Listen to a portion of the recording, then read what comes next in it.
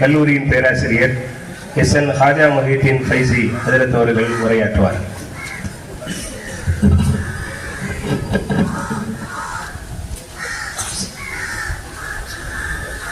அஸ்ஸலாமு அலைக்கும் வரஹ்மத்துல்லாஹி வபரகாத்துஹு. அல்ஹம்துலில்லாஹி ரப்பில் ஆலமீன். அல்லாஹும்ம ஸல்லி அலா முஹம்மதின் வ அலா ஆலி முஹம்மதின் வ பாரிக் வ ஸல்லிம் அலைஹி. எல்லாம் வல்ல அல்லாஹ்வினுடைய அருள் பற்றி ஆரம்பம் செய்கின்றேன். 79வது சுதந்திர தினத்தினுடைய தேசிய கொடியை ஏற்றி அமர்ந்து இந்த நிகழ்ச்சிக்கும் தலைமை பொறுப்பேற்று அமர்ந்து கொண்டிருக்கக்கூடிய என்னுடைய ஆசிரியர் பெருந்தகை, நம்முடைய ஆசிரியர் பெருந்தகை, நம்முடைய கல்லூரியினுடைய முதல்வர், தென்காசி மாவட்ட அரசு காசி ஹசரத் பெருந்தகை அவர்களே,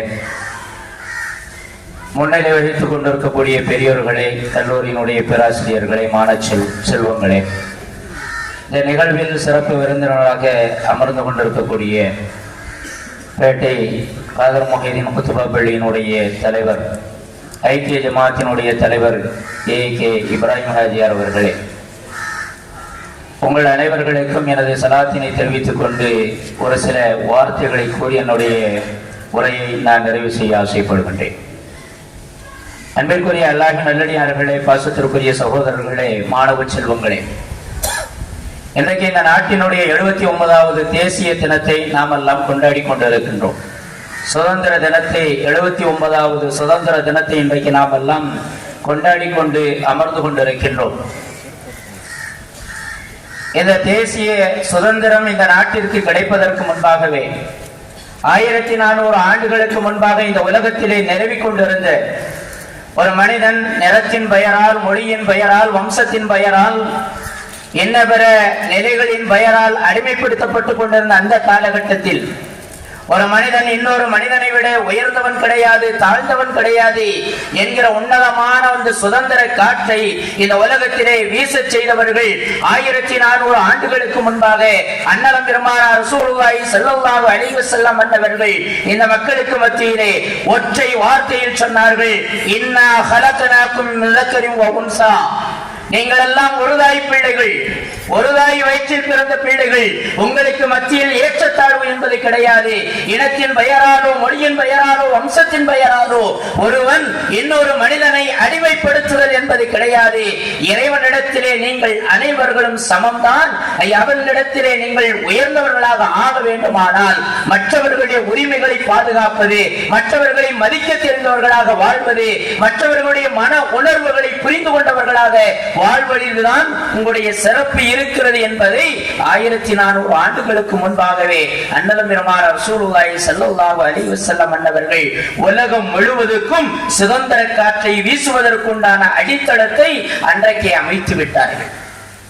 அன்பிற்குரிய சமுதாய பெருமக்களே, இன்றைக்கு நாட்டினுடைய சுதந்திரம் தினம் கொண்டாடப்பட்டுக் கொண்டிருக்கக்கூடிய இந்த வேளையிலே இந்த நாட்டிற்காக பாடுபட்ட இந்த முஸ்லிம் சமூகம் இந்த நாட்டினுடைய தேசிய வரலாற்றில், சுதந்திர தின வரலாற்றில் அவர்களை மறைப்பதற்குண்டான எல்லா வகையான திரிப்பு வேலைகளையும் இன்றைக்கு ஆளும் வர்க்கத்தினர்கள் இன்றைக்கு அதை செயல்படுத்தி கொண்டிருக்கக்கூடிய ஒரு சூழலை பார்க்கிறோம்.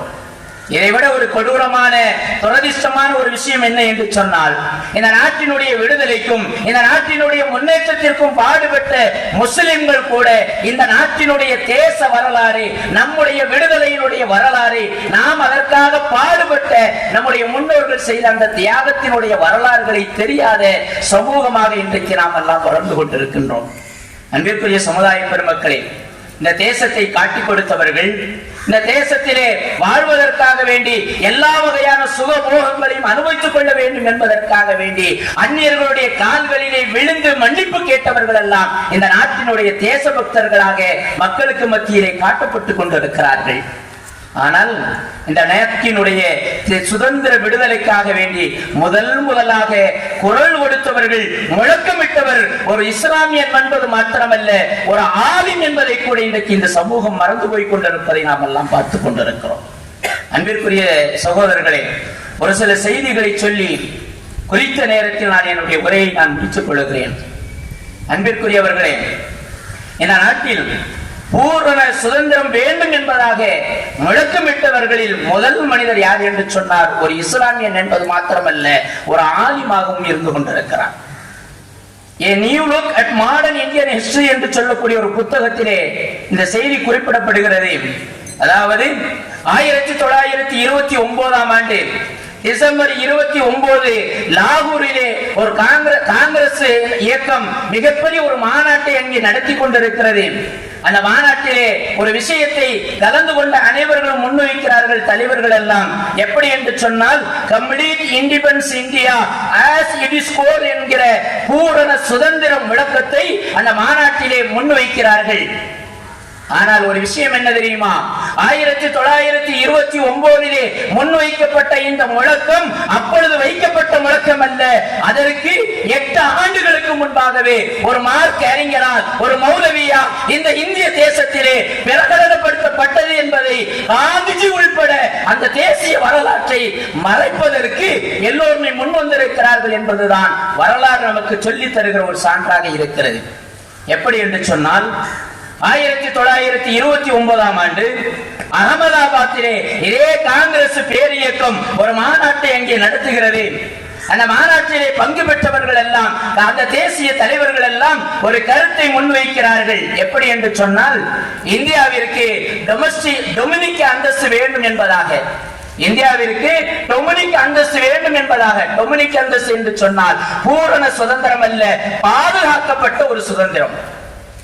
பூரண சுதந்திரம் வேண்டாம், பாதுகாக்கப்பட்ட சுதந்திரம் கொடுக்கப்பட்டாலே, ஆங்கிலேயர்களிடமிருந்து இந்தியாவிற்கு டொமினிக் அந்தஸ்து கொடுக்கப்பட்டாலே அப்பொழுது ஆட்சியிலே ஆங்கிலேயர்களோடு இந்தியரும் பங்கு பெறுகிற ஒரு வாய்ப்பு கிடைக்கும் என்கிற எண்ணத்திலே காங்கிரசினுடைய எல்லா தலைவர்களும் அந்த மாநாட்டிலே முன்மொழிந்த பொழுது, அப்பொழுது தேசிய தலைவர்களில் ஒருவராகவும் கிலாபத் இயக்க தலைவர்களில் ஒருவராகவும் இருந்த மௌலானா ஹசரத் மொஹானி ரஹ்மத்துல்லாஹி அலைஹி அவர்கள் அப்பொழுது கொண்டு வரப்பட்ட இந்த தீர்மானத்தை முதலாக எதிர்க்கிறார்கள்.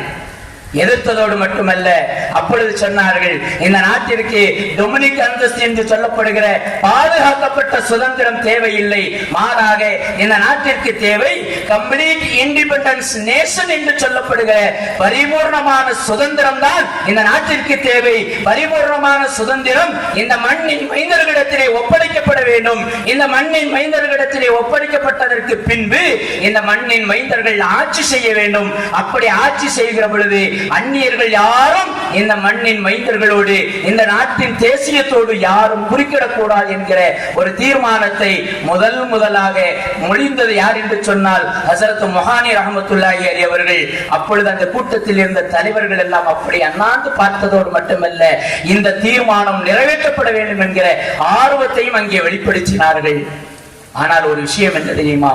1921 ஹசரத் மௌலானா மொஹானி ரஹ்மத்துல்லாஹி அலைஹி அவர்கள் கொண்டு வந்த அந்த தீர்மானத்தை அந்த மாநாட்டிலே முதலாக எதிர்த்தவர் யார் என்று சொன்னால் அண்ணல் காந்திஜி அவர்கள். அதே காந்திஜி அவர்கள் தான் 1929 லாகூரிலே நடைபெறுகிற அந்த மாநாட்டில் இந்த தீர்மானத்தை கொண்டு வருகிறார். காரணம் என்ன தெரியுமா?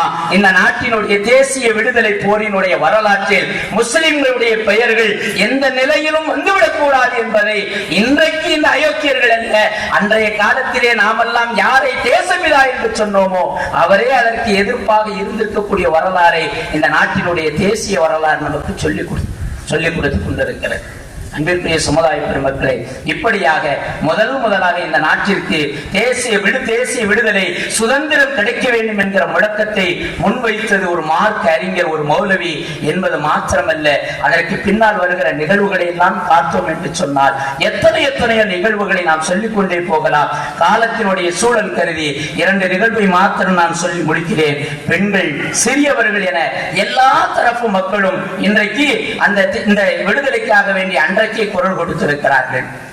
இந்திய தேசிய விடுதலையினுடைய பங்கு, பெண்களினுடைய பங்கை பற்றி சொல்லுகிற பொழுது இன்றைக்கு அசத்தவர்கள் சொன்னதை போல அவன் தியாகியாக காட்டப்பட்டு பாராளுமன்றத்தினுடைய நடு மண்டப மையத்திலே இன்றைக்கு போட்டோ வைத்து அவன் பாராட்டப்பட்டுக் கொண்டிருக்கிறானே சாவர்கர், அவன் எழுதிய எரிமலை என்கிற தன்னுடைய நூலில் அவனை குறிப்பிடுகிறான்.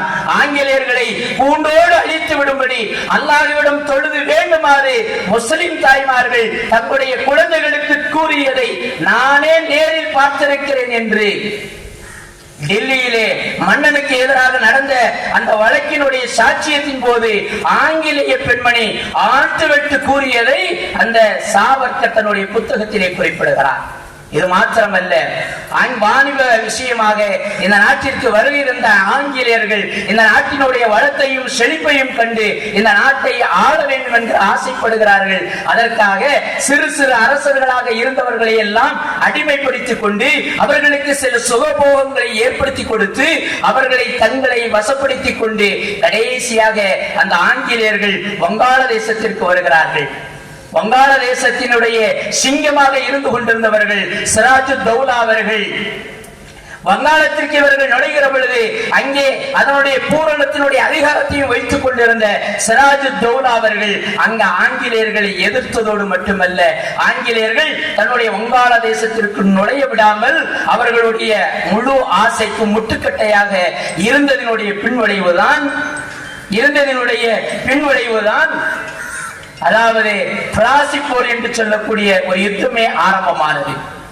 இதே போல இந்த நாட்டினுடைய விடுதலைக்காக வேண்டி தன்னுடைய பங்களிப்பை முழுமையாக ஒத்துழைப்பு கொடுத்தவர்களில் ஒரு சிறுவனும் அடங்கியிருக்கிறான். அந்த ஒரே ஒரு செய்தியை சொல்லி நான் நிறைவுபடுத்துகிறேன். 1922ஆம் ஆண்டு சிந்து மாகாணம் மட்டிலி நகரிலே ஒரு மிகப்பெரிய ஒரு கூட்டம் நடைபெறுகிறது. அந்த கூட்டத்திலே ஒரு சிறுவன் உரை நிகழ்த்துகிறான். அந்த சிறுவனினுடைய உரையிலே ஆங்கிலேயனுடைய வெறுப்பு அனலாய் கக்குவதை மக்கள் எல்லாம் பார்த்து கொண்டிருக்கிறார்கள். அவளுடைய பேச்சிலே சுதந்திரத்தின் தாகம் தெரித்துக் கொண்டிருப்பதை மக்கள் எல்லாம் பார்த்துக் கொண்டிருக்கிறார்கள். இந்த தகவலை அறிந்த அந்த ஆங்கிலேயர்கள் அந்த சிறுவனை கைது செய்கிறார்கள். கைது செய்யப்பட்டு இன்றைய பாகிஸ்தானில் உள்ள ஹைதராபாத் நகரத்தினுடைய நீதிமன்றத்திலே ஆஜர்படுத்தப்படுகிறார்கள். அப்படி ஆஜர்படுத்தப்பட்ட அந்த சிறுவன் தான் 11 வயது நிரம்பிய ஹைர் முகமது என்பவர். அந்த சிறுவன் நீதிமன்ற கூண்டிலே ஏற்றப்படுகிறான். கூண்டிலே நிறுத்துகிற பொழுது அவனுடைய தலை மட்டும்தான் தெரிவதை பார்த்து ஆச்சரியப்பட்ட நீதிபதி அவர்கள் அந்த சிறுவனிடத்திலே பேசுகிறார்கள். தம்பி, உன்னுடைய பெயர் என்ன? சிறுவன் சொல்லுகிறான், ஆசாத். என்னுடைய பெயர் ஆசாத். ஆசாத் அல்ல அவருடைய பெயர். ஆசாத் என்று சொன்னால் விடுதலை என்று பொருள். எனக்கு இந்த நாட்டுக்கு விடுதலை வேண்டும் என்பதைத்தான் அவர் சொல்லி காட்டுகிறார். மீண்டும் நீதிபதி கேட்கிறார், உன்னுடைய தந்தையினுடைய பெயர் என்ன? என்னுடைய தந்தையினுடைய பெயர் இஸ்லாம். உன் ஜாதியினுடைய பெயர் என்ன? எனது ஜாதி ஒத்துழையாமை என்பதாக சொல்கிறார். இந்த ஒத்துழையாமை என்கிற வார்த்தையை கேட்டதுமே நீதிபதிக்கு கொஞ்சம் எரிச்சலை ஏற்படுத்தி விடுகிறது. மீண்டும் நீதிபதி கேட்கிறார், உன்னுடைய தொழில் என்ன என்பதாக கேட்கிறார். அப்பொழுது அந்த சிறுவன் சொன்னான், என்னுடைய தொழில் ஆங்கிலேய அரசுக்கு எதிராக புரட்சியை தூண்டுவது, ஆங்கிலேய அந்நியர்களுக்கு எதிராக இந்த நாட்டை விடுதலை பெறுவதற்காக வேண்டி, இந்த நாட்டிற்கு விடுதலை பெற்றுத் தருவதற்காக வேண்டி மக்களுக்கு மத்தியிலே கிளர்ச்சியை ஏற்படுத்துவது என்று சொன்ன பொழுது கோபம் கடுமையாக ஆகிவிடுகிறது. மீண்டும் கேட்கிறார், உனக்கு ஜாமீன் யார் இருக்கிறார்? அப்பொழுது அந்த சிறுவன் சொன்னார், எனக்கு ஜாமீன் என்னை படைத்த ரப்பு, என்னை படைத்த அல்லாஹ் தான் என்பதாக உறுதியாக சொல்கிறார்.